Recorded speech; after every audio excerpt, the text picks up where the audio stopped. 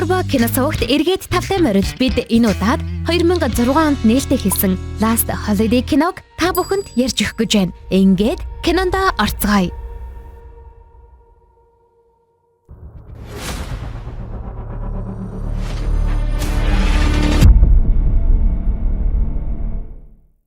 Жинхэнэ галыг асаасан хойр дууны бэлтгэл сүмд эд дундаа өрнөж байна. Харин манай гол дүрийн эмэгтэй Жоржиа их л солбоор царайтай харагдана.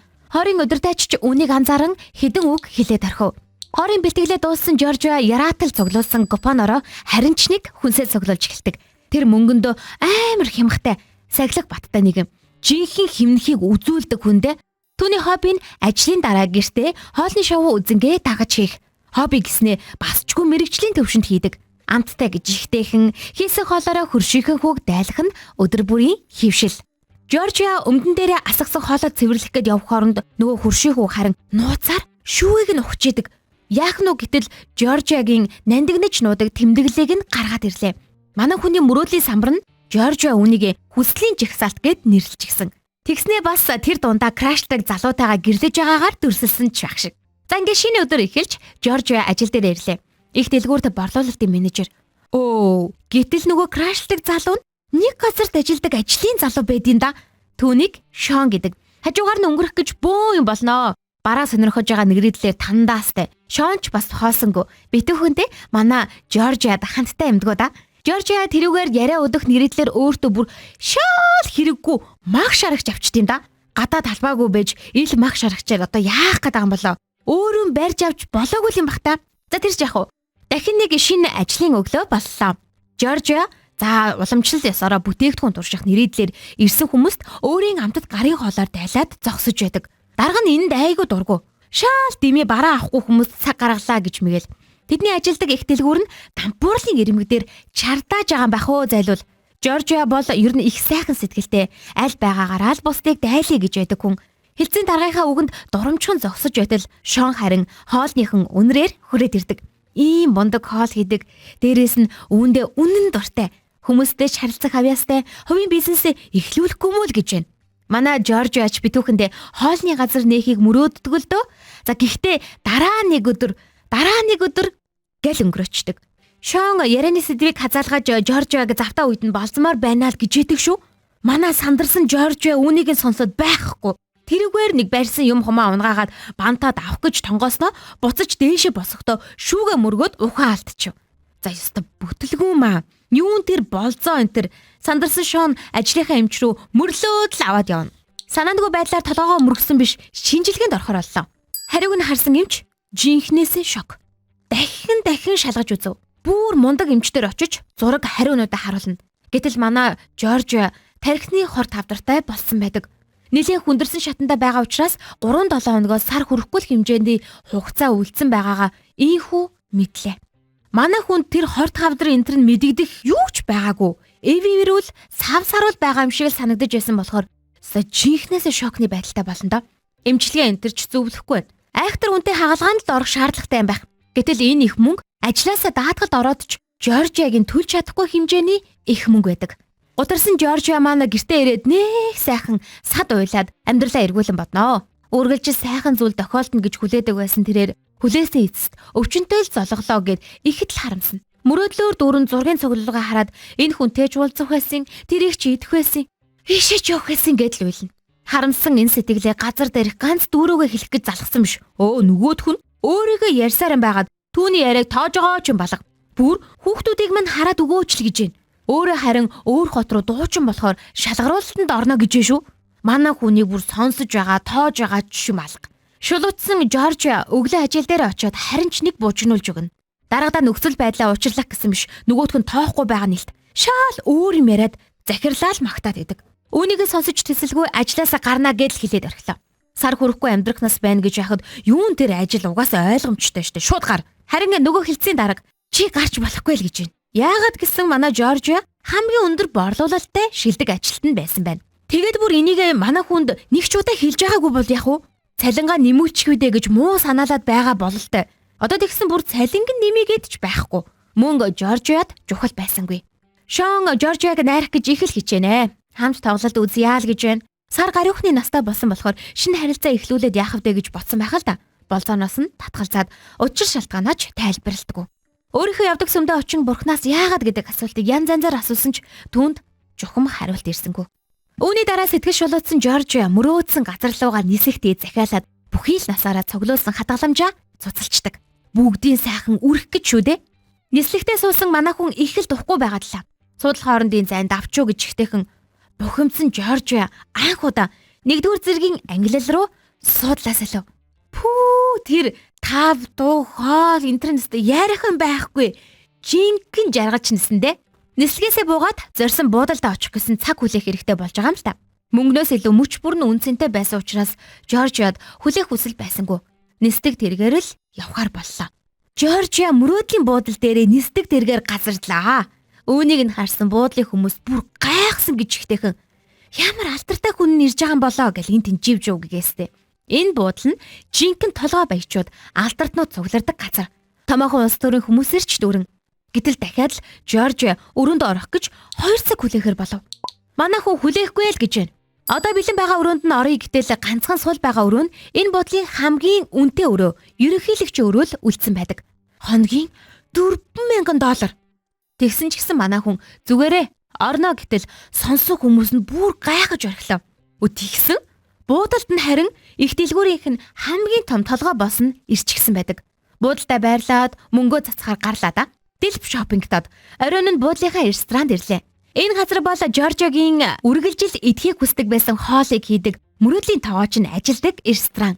Орой болгон шинэ меню гардаг гэснийг сонссон манай хүн бүх хоолноос нь захиалаад орхив. Үүнийг нь харсан тоогооч хөлн газар хүрэхгүй баярлаж байгаа болтой. Бүр Жоржиа дээр ирээд яриа өрнүүлж байгаа харагдана. Энд ирсэн хүмүүс дандаа л ямар нэг юмыг нь хасуулж байдаг болохоор тоогоочийн хувьд ямар ч орцыг нь хасахгүйгээр захиалсан нь түүний хувьд ихэд үнэлүүштэй хэрэг байлаа. Үүнийг нь холоос ажиглан суугаа хэсэг хүмүүс хуучин ажлынхан дарга нууц амрагтайгаа сүмийнх нь харьяа хариуцдаг конгресс гэх мэт нөлөө бүхэн хүмүүс байлаа. Жоржиаг хаана байдаг, ямар бизнес хийдийг нь гайхаастай. Бүгд л учиргүй баян нэгэн байхаа гэж бодцгаана. Харин нөгөө талд нөгөө Шон ч учир битүүлэг шалтгаанаар ажилласаа гарсан Жоржиагийн шалтгааныг мэдэх гэж хичээнэ. Эмчдэр нэрээд бүх учир байдлыг нь ойлгов. Гэтэл нөгөө талд Жоржиа энэ насандаа хийж үзээгүй юмыг л туршиж үзэж байдаг. Жоржиаг анзаарсан хуучин ажлынхан дарга ихэд яоц муутай хүлээж авнаа. Хин гэдгийг нь мэдэхгүй ажилтан саад болох үедээ л гэж муу санаалж байгаа юм. Энэ буудалд ирсэн шалтгаан нь бусад нөлөө бүхий хүмүүстэй уулзснаар бизнесээ тэлэх зорилготой. Үүнд нь Жоржиа саад болох юм шиг санагдаад байгаа юм бах уу. Гэтэл Жоржиа юун тэрийг анзаарах. Бага бүхэндээ мөч бүрийг жаргаж өнгөрөөдөг. Юу л вэ? Шин зүйлийг хийж үзэх гэсэн хүсэлтэй хүн. Цас мөстэй газар ирсэн хүн байна да. Цасны борд туршихаар л болж байгаа юм. Заалгуулж аваад давхитал байхгүй. Юун тэр удаашрах, зогсоох. Тэр чигээрэл уулын оройноос давчлаа. Нөгөө хуучин даргаагийн хажуугаар сүнх гэл өнгөрнө. Тэгэж өнгөрхийг нь айхтар шадрун X босс нь басаж байна л гэж ойлгочихв. Өрсөлдөд бас давхиж өглөө. Жоржиа юун тэрийг анзаарах, сайхан давхиж байгаа л дуусгаж байгаа. Үүний дараа Жоржиа массажинд X боссын туслагтай таарлаа. X боссын туслагтайгаа нууагийн харилцаатай. Туслах нь Жоржиаг тандах гэсэн биш, харин ч бүр амьдралын зөвлөгөө энэ төр авч энэ. Тэгээд Жоржиагийн тал болж гисэн явуулдаг боссоосоо өмөрч идэг шүү. Нөгөө талд Шон Жоржиаг зөвхрөлтгүй хайсаар гэрт нь ашиг хөхрөөд ирлээ. Хуршийн хүү Шоныг нь хараад нөгөө хүслийн жигсаалт гэсэн дэвтэрт нь байдаг залуу болохыг нь шууд хараад л мэдчихв. Жоржиагийн хайсан дэвтрийг Шонд үзүүлж, Шонч Жоржиаг өөрт нь талтай байсныг мэдээд авлаа. Шон тэр хоёр Жоржиагийн дэвтрээс хаашаа явсныг нь төвгүйхэн хайгаад олчлоо. Дүрс шилжээж Жоржиа оройн хоолнд ирлээ. Алдарт дийдэр тоогоочийн ресторанд дийдэрч Жоржиад зориулж онцгой судал гаргаж ирсэн байна. Энэ тоогооч маань хэр баргийн хүнтэй мэдлдэггүй. Нэг зүйлээрээ алдартай нь амар ааштай тоогооч юм байна л да. Буудлын бүх хүмүүс Жоржиа дуртай. X боссоос нь бусна. Конгрессийн гишүүн, бизнесмен, тоогооч гэд бүгд л Жоржиагийн наргаанд шинийг эрэлхийлсэн шил байдлыг нь бишрэнэ. Ширээнд суусан хэд Жоржиагийн юу хийдгийг нь мэдэх гэж сониучрхан асуусаар. Харин Жоржиа бизнесийн яриаг нэг сонирхсонгүй. Ирээдүй ярихыг ч хүссэнгүй. Хэдхэн хоногийн настай байгаа хүн шүү дээ. Яриа маргааш юу хийх рүү хазааж бүгд хамтдаа Жоржиагийн агаарт гөвөх челленжийг очиж үзэхээр болцгаалаа. Манай X босс шазрун шартай хүн юм болохоор очиж үзэх гэж биш, харин хамт хийж үзэх гэж явнаа л гэж яддаг шүү. Маргааш өдөр нь болж айхтар өндөр далан дээр челленж хийхээр болж байгаа. Яг цагаа тулсан чинь манай хүн айсан ч гэсэндээ эрсдэл сонирн биш байсан учраас челленжээ дуусгаж чадлаа. Харин X-Boss арай л үсэрч чадсангүй. Шалдаг доочоод л ухарлаа.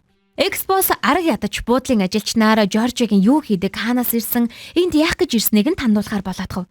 Харин Жоржиа тоогооч дийдэртээ хүс цогдуулан буур гэсэн шигэ цагийг ихэд хөгжилтэй өнгөрөөнө. Цаг орой болж буудлын шинэхэн танилуд нь Жоржиаг орой болох үтшлэгтэй урлаа. Нөгөө талд Шон аль хэдийн нисэх онгоцонд суучгаж. Орой үтшлэгч болж тэд казинод хөгжилдэнэ. Манай хүн чи бүр оттой байдаг шүү. Таасан болгоно л таарад идэг. Хөгжилд нь тоглолт үзэж оройг өнгөрөөж явах оронд нь нөгөө буудлын ажилчин ачааг нь ухаж хагаад хүн дээр өвцнийг нь олоод мэдчихдэг.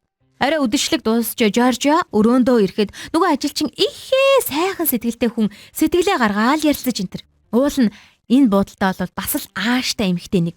Манай хүн шинэ жилийн оройг танихгүй хүмүүстэй буудалд өнгөрөөхийг хүссэнгүй. Буцаад гэртээ харж хайртай хүмүүстэйгээ үлдсэн хитгэн цагаа өнгөрөөхийг хүсэж байлаа. Өглөө болж Шон газардаж буудлын зүг хөдөлсөн ч уулын нурангтай тулсан машинаар явах боломжгүй болдог.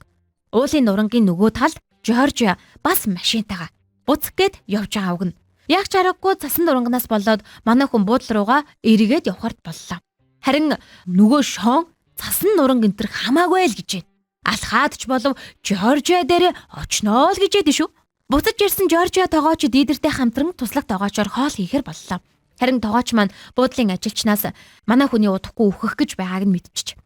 Жоржиа өөрийн өвчнөөр оройг нураахыг хүсэхгүй нь зүгээр л хамтдаа сайхан хоол хийцгээл гэж байна. Үүний дараа Жоржиа өрөөндөө өөртөөгөө талент харж ярин. Дараагийн удаа Жоржиа чи улам илүү их нээж, улам илүү их хайрлан дэлхийг үзээрэй гэд шинэ жилийн үдэшлэг рүүгээ буулаа. Дүр солигдож Жоржиаг өвчтэй гэсэн эмч өөрийнхөө тархийг бас компьютерт хараа зогсож байдаг. Яасан байх нь гэхээр энэ эмч өөрийнхөө тархины зургийг манай хүнийхтэй андуурчиж солигдчихсан байсан л гэсэн үг л дээ. Алдаагаа мэдсэн эмч нөгөө өвчтөнтэйгөө холбогдох гэж гэрт нь ирлээ. Нөгөө талд Жоржиа шинэхэн танилудтайгаа ширээний ард сууж байдаг. Манай хүний X-Boss нь түүнийг өөрийнх нь ажилчин гэдгийг мэдчихсэн. Ихэд Педгэр залуу хэдэн үг хэлмээр байл гэж шүү. Манай хүн өөрийнх нь ажилчин байсныг хэлээ зогсохгүй ингээ нэг борлуулагч байсан гээл аваа. Ямар ч толгой баячуудын нэг биш, нөлөө бүхий хүнч биш. Өөрийнхөө энд яах гэж ирснийг тайлбарлаа л гэж яддаг шүү. Ингээд байгаа Жоржиа тийм ч чухал ясангүй. Өөрийнх нь ирсэн шалтгаан нь бусдад баян гих буруу ойлголт төрүүлэх гэсэндээ биш. Харин хамгийн сүүлийн цент хүртэл бүх мөнгөө дуусгах гэж ирсэнээ хэлдэг.